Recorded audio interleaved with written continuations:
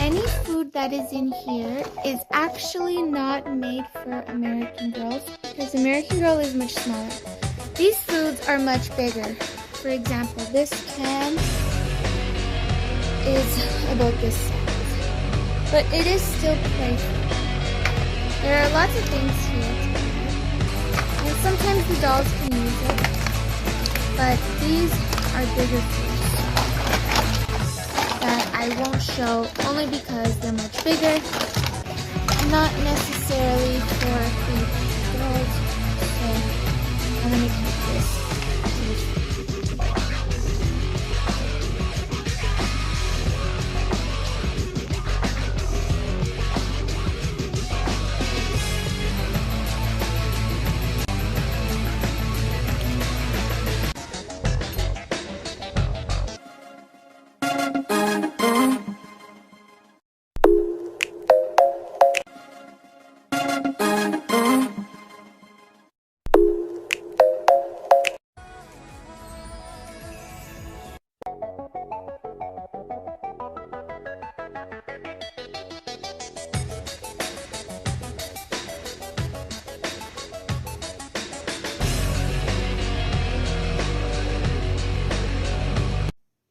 We are going to be looking at Chapter 1 of Julie Albright's Be Forever book from 1974, and it's from the Be Forever collection.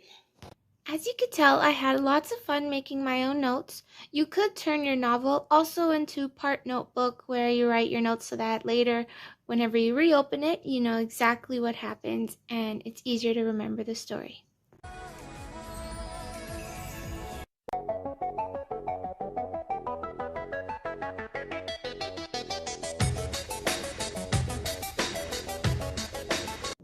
going to be reading the text and leaving out my notes. We are doing Moving Day, Chapter 1. The world spun, first upside down, then right side up again, as Julie Albright and her best friend Ivy Ling turned cartwheels around the backyard.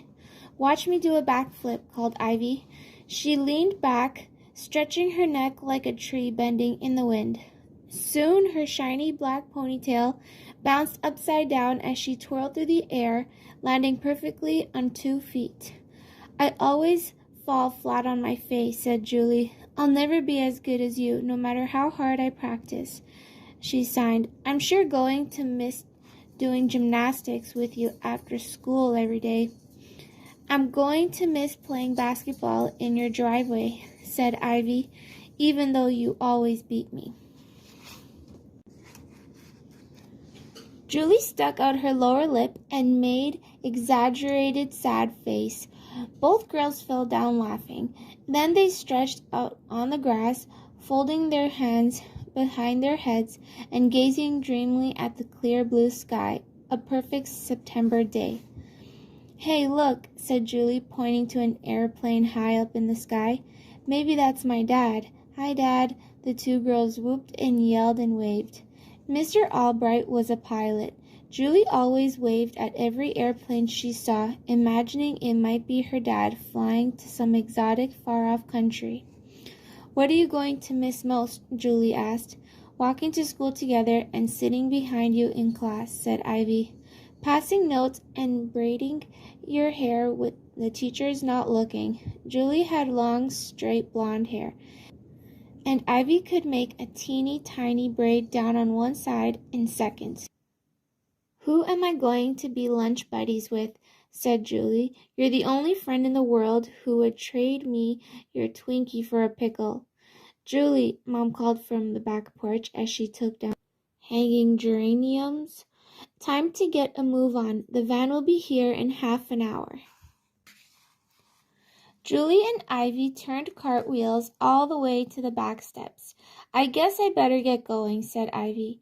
"Not yet," said Julie. "Come up to my room with me while I make sure I'm all packed." Upstairs, Julie scooped up Nutmeg, her pet rabbit, from her favorite spot in the laundry basket and plopped down cross-legged next to Ivy on Mom's old footlocker.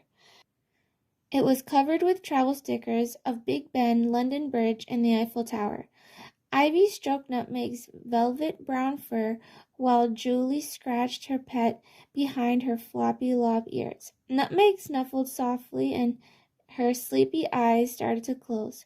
"I'm sure gonna miss you, girl," said Julie, kissing her on her wiggly nose and snuggling her whiskers. "But Ivy's going to take extra special good care of you whenever Dad's gone." Julie took a long last look around her room. Ghosts and posters that had once decorated the walls formed an empty gallery around the room, showing off the flowered wallpaper. Craters in the blue shag rug made a strange moonscape, a map of where Julie's desk and dresser had once been. Boxes were piled up everywhere. "It looks like a fort in here," said Ivy. "Remember when we built that fort out of clay we dug up from the garden, and we dressed up our little kiddos in old-timey clothes?" "I remember," sighed Ivy. The room turned mid-of-the-night quiet. Julie and Ivy couldn't look at each other. "I still can't believe you're moving," said Ivy, flashing her dark eyes at Julie. "It's only a few miles away across town," said Julie. "It's not like I'm moving to Mars. I won't be able to blink lights at you from across the street anymore to say goodnight," said Ivy. "But we can call each other up," Julie pointed out, "and you'll still see me on the weekends when I come visit my dad." There was that lump again. She felt it every time she thought of being without Dad. She thought she'd gotten used to the idea of her parents being divorced, but now that she wouldn't be living with Dad anymore, suddenly it wasn't just an idea, it was real. "Here," said Julie, "I made us friendship bracelets. We can both wear them and think of each other." She handed a colorful knotted bracelet to Ivy. Neat, said Ivy, and it's red and purple, my favorite colors. Red and purple are my favorites too, said Julie. Also blue, green, pink, and sometimes yellow. Put it on my ankle, said Ivy, holding out her foot. Hey, do you have a magic maker? What for? Asked Julie, taking out a pen from her box of desk stuff. Give me your foot, said Ivy. Julie held out her once clean high-top sneaker she had doodled all over with markers. Ivy wrote something on the rubber tip of the toe. Julie peered at the letters. A-F-A. A friend always, said Julie. Julie's big sister, Tracy, poked her head into Julie's room. Mom says to start bringing our stuff down. Said it in the front room. Not yet, Julie protested. Just a few more minutes. It was bad enough they were making her move. Now they were taking away her last moments with her best friend, too. Mom says now, said Tracy, sounding annoyed. Just got up and tried lifting a too heavy box, then set it back down and began dragging a garbage bag across the floor instead. Now I know why they call it Labor Day, she grumbled. I guess I better go, for real this time, said Ivy. Julie nodded. The two friends hooked pinkies in a secret handshake they'd had since kindergarten. Neither girl wanted to be the one to let go first. Julie, Tracy, and Mom sat cross-legged on the floor of their new apartment, holding cardboard cartons of Chinese takeout. Mom had pushed a few moving boxes together to serve as a table, and their dinner was spread out on top of the boxes. It's so great here, said Tracy. I found this cool stairway you can climb up at Fransworth. You can see all the way to the new skyscraper that looks like a pyramid. She paused to slurp some noodles off her chopsticks. And you should see all the groovy shops I passed along Haight Street when I went to get the takeout. Julie admired the way her big sister was always so confident about everything. She wished she could be certain she'd like it here. My favorite part is that we live above the shop now, said Mom. Think of it. To go to work, I just have to run downstairs. A few months ago, Mom had opened a shop downstairs at street level on the corner of Redbud and Frederick with windows that faced both streets. Mom's shop was full of homemade stuff such as purses made of worn-out blue jeans. The shop was called Glad Rags. Mom had told Julie the name was from the Rod Stewart song that went, the handbags and the glad rags. The name was Tracy's idea. She had heard the song on the radio. How about Julie? Asked Mom. What do you think you're going to like best about living here? Julie glanced around the room.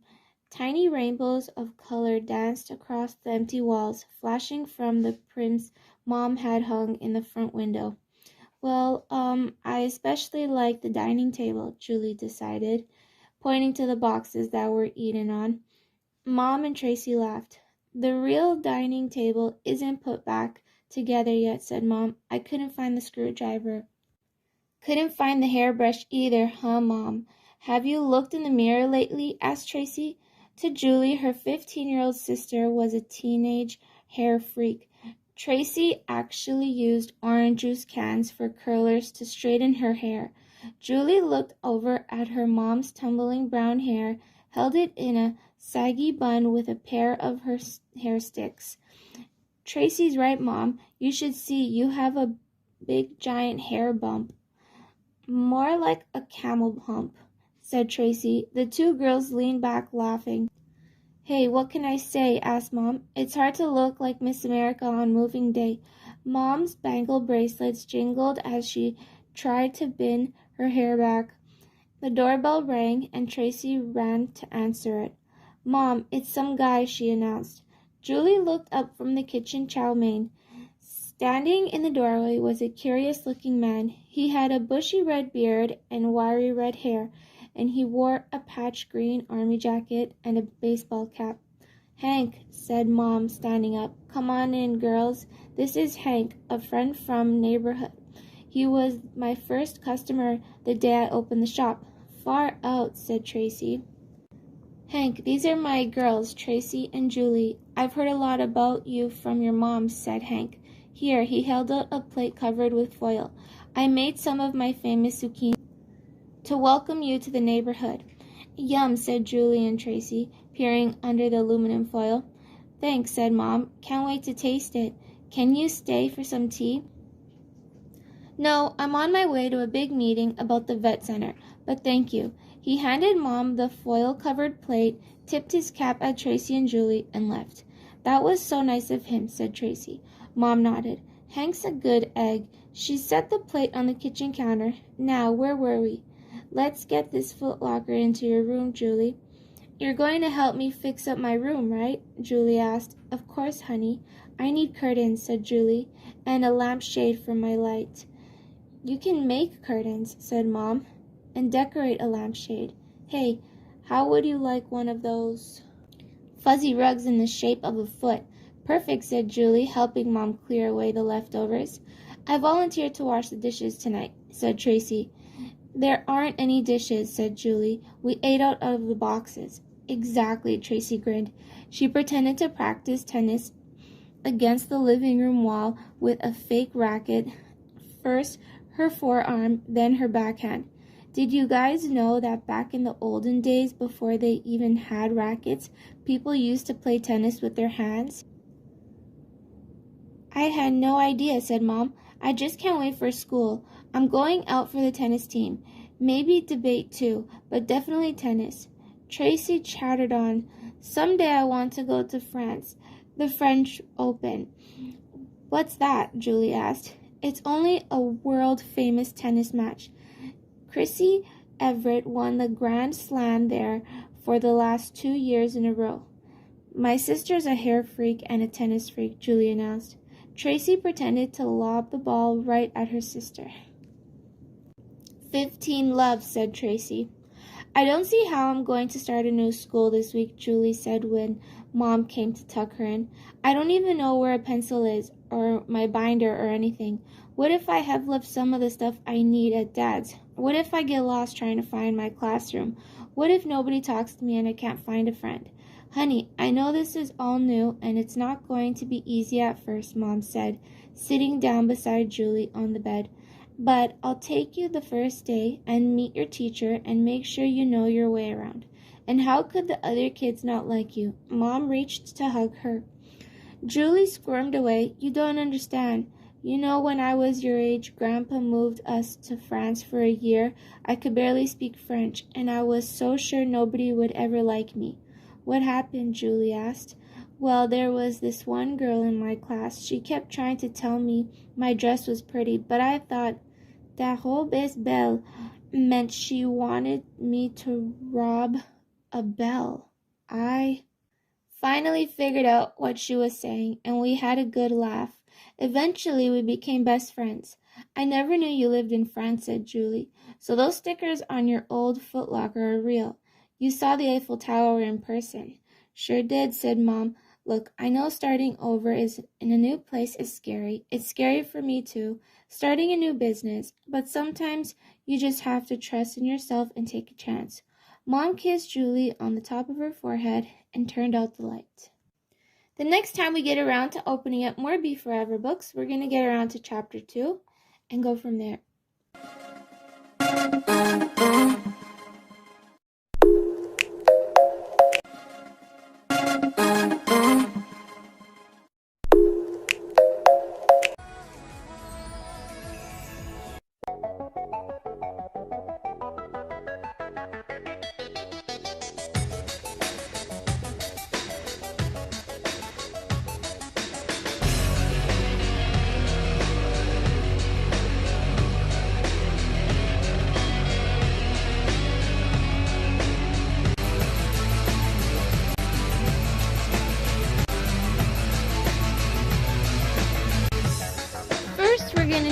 Get those clothes. So in here I have my parcels. I know I never get around to actually showing all of them. It takes like a whole day to do. But anyways, so we're gonna grab this bag I'm gonna try not to drop it.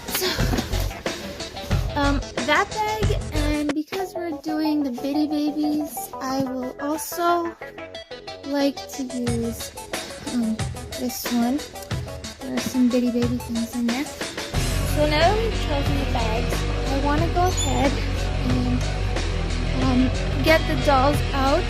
I have a new storage room for them, so I'm gonna open up the curtains and then I'll show you what it's like. So this is the new and improved doll room. It's much bigger and the lighting is way better. So I have some shelves up here, and I was really trying to go for a place that could store the most things on the shelves. That way the heavier furniture is at the bottom. So some things are assembled, some things aren't.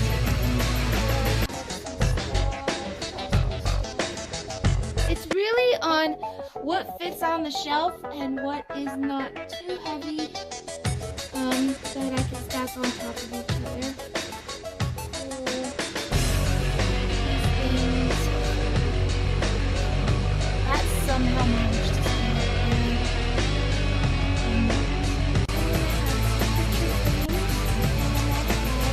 Dolls waiting.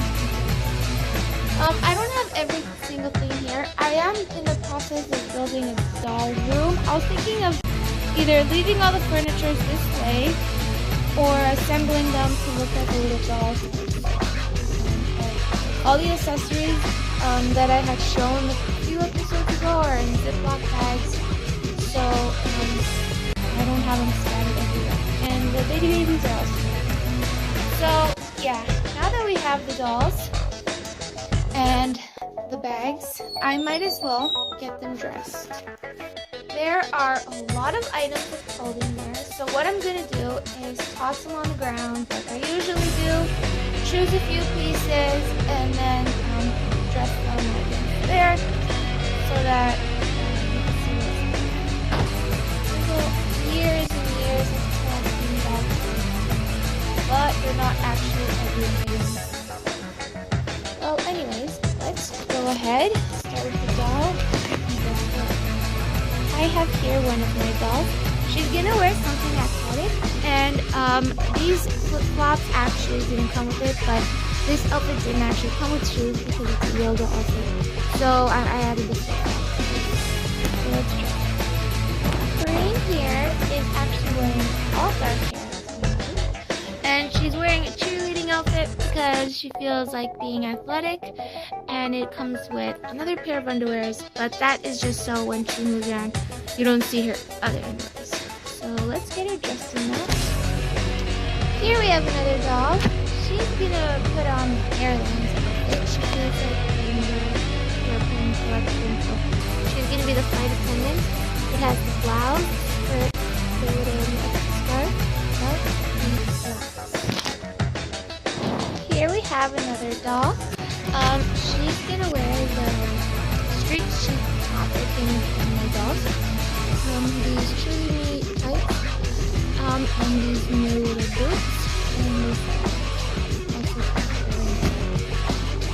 Here we have a doll who wants to celebrate her birthday, so she's gonna wear the birthday dress, the headband, and the shoes that came with it. Here we have another doll. She's gonna wear a Be Forever outfit, and so it's the robe, the dress, slippers, wait, I guess it's a jacket, depends on how you call it, and a headband. Here we have a doll that wants to wear something athletic. So it comes with these pieces, and then I added the jacket and the shoes. We have here another doll who also wants to wear something athletic. They come with shorts, shoes, and a pair of gloves. Here we have a doll that wants to wear a Be Forever outfit. Comes with dress, stockings, and trousers, and shoes. Here we have a doll who also wants to wear a fun Be Forever outfit, and it also comes with shorts, dress, and shoes. Here we have a doll who wants to wear something from the Girl with Hair collection. There's overalls, there's scarf, Here we have a doll that wants to look comfortable, so she's wearing a pajama dress that's known as a nightgown with slippers, and I added some socks. Here we have a doll who also wants to wear a fine girl of the year outfit, so it comes with all those. Let's get her dressed in it.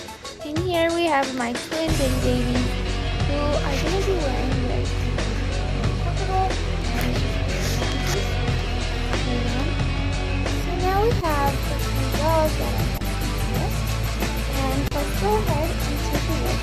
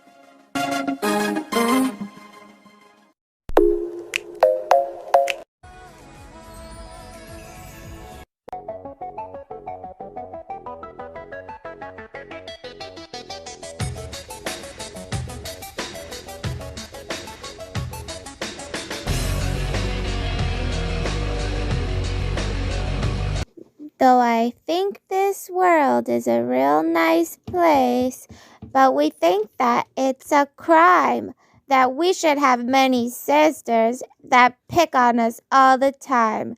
So next time they're sleeping in the room, we're gonna sneak in and tie her, and then we'll take her out into the street and see if someone will buy her. Sister for sale, only 50 cents. Sister for sale, they're not a big expense. You can hug her, you can bug her, you could buy or rent. Sister for sale, only 50 cents. Hey, would anybody like to buy a slightly used sister? Even if you have one now, we'll trade her for another. He will help you with the choice, and she's really clean. The only problem is sometimes she can be so mean. Sister for sale, only 5 cents. Sister for sale, she's not a big expense. You can hug her, you can bug her, you could buy or rent. Sister for sale, 25 cents. If I knew I were selling her, we would really get it. Buy her now, don't pay till June on approved credit. She will now and will tell you what we will do, mister. Even if we have two little baby sisters. Sister for sale, only 10 cents. Sister for sale, she's not a big expense. You can hug her, you can bug her, you could buy or rent. Sister for sale, only 10 cents. She will always pick you up when you take a fall. And she's really good at you how to catch a ball. She always tells these funny jokes and does this crazy dance. Hey, wait, she sounds like a pretty nice girl. Let's give her one more chance. Our sister's not for sale, not for any price. Our sister's not for sale, we guess she will suffice. We like to hug her, we like to bug her, we really rather nice. Our sister's not for sale, not for any price. I think we should go give our sisters a big hug. Me too. Even though we don't always get along, at least we're a big bunch of sisters. Yeah, I agree.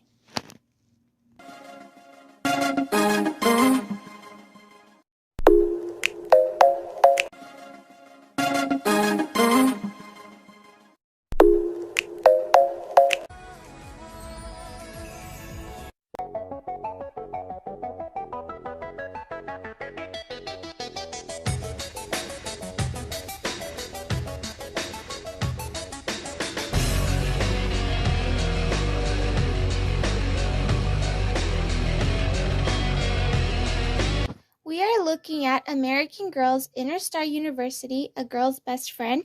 This book doesn't come with chapters. It's actually create your own ending. So we're going to read through a few pages and then we'll pick up later.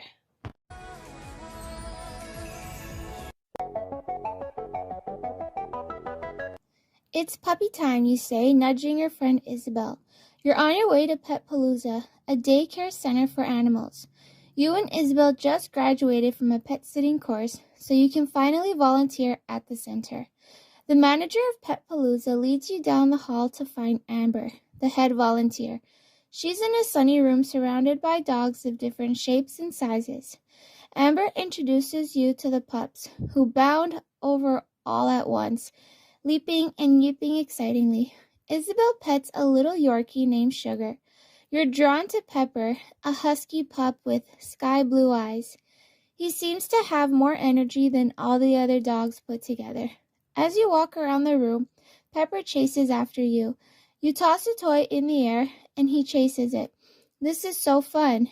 You turn to Amber and ask, "After you show us around, can I take Pepper outside to the play area?" "Sure," Amber answers, "but keep an extra close eye on Pepper. He sometimes runs away." You can't imagine that. The husky pup is sticking pretty close to you. Your loyal pal is following you everywhere. Now it says turn to page 10. Sure enough, though, when you're working at Petpalooza a few days later, you hear a scratching and high-pitched whine at the front door. You glance up and see Pepper staring at you through the glass. He's not supposed to be at the center today, Thursday, but here he is, his leash dragging behind him and his owner nowhere in sight. Petpalooza is in a busy corner of the shopping square. You're horrified to think that Pepper was running around out there all by himself. You open the door and Pepper jumps all over you, covering you with sloppy dog kisses. It's like he ran all this way just to pay you a visit. You lead him into Petpalooza so that you can ask the manager what to do. She's out running an errand, but you find Amber in the back room. Amber pours Pepper a bowl of water to help settle him down. 10 minutes later, a tall woman with her hair in a ponytail bursts through the door. It's Pepper's owner, Miss Thompson. "Oh, I'm so glad he's here," Miss Thompson exclaims. "He's safe," Amber assures her. But you say nothing. You're wondering what took Miss Thompson so long. If Pepper were your dog, you'd never let him get away. After that, you decide to take extra special care of Pepper. You spend lots of time playing with him. You even start to pretend that he's your own. Turn to page 12. A couple of weeks go by, and you've nearly forgotten about the incident. Petpalooza is buzzing with talk of the upcoming Parents' Day, a chance to show pet parents some of the tricks their pets learned while at Petpalooza. There will also be a craft and bake sale to raise money for a local animal shelter that cares for homeless animals. You're on your way to Petpalooza, thinking about what crafts you could make for the fundraiser, when you spot a major commotion on the sidewalk ahead. Several bouquets of flowers have fallen off a flower cart, and one bouquet seems to be rolling down the sidewalk. No, running down the sidewalk, in the jaws of a gray and white pup. A bunch of girls are chasing the dog, laughing and screeching as they try to grab the bouquet. With a burst of speed, the animal tears ahead of them. The dog stops and turns its head for just a moment before disappearing around the corner. It's Pepper. Now here we decide how we want the story to go. We could either, if you take a shortcut to try to catch Pepper, turn to page 14. If you run to join the girls who are following Pepper, turn to page 15. I'm going to say we'll take a shortcut, so let's go to page 14. You run through an alley to try to cut Pepper off at the pass. He's too fast. He's already racing down 5 Points Plaza, his leash dragging along behind him. Pepper stops for a drink at the fountain and then dives into the water for a swim, but not for long. When he leaps out, you're within reach of his leash. You grab it firmly. Pepper yelps out a happy to see you. Then he shakes his body to dry off, spraying you with cool water. "What am I going to do with you?" you ask Pepper. He answers with a couple of wet kisses. It's Saturday, a day when Pepper isn't normally at Petpalooza. That means he must have run away from home again. The thought makes you angry at the Thompsons, but you can't focus on that now. You have to figure out what to do.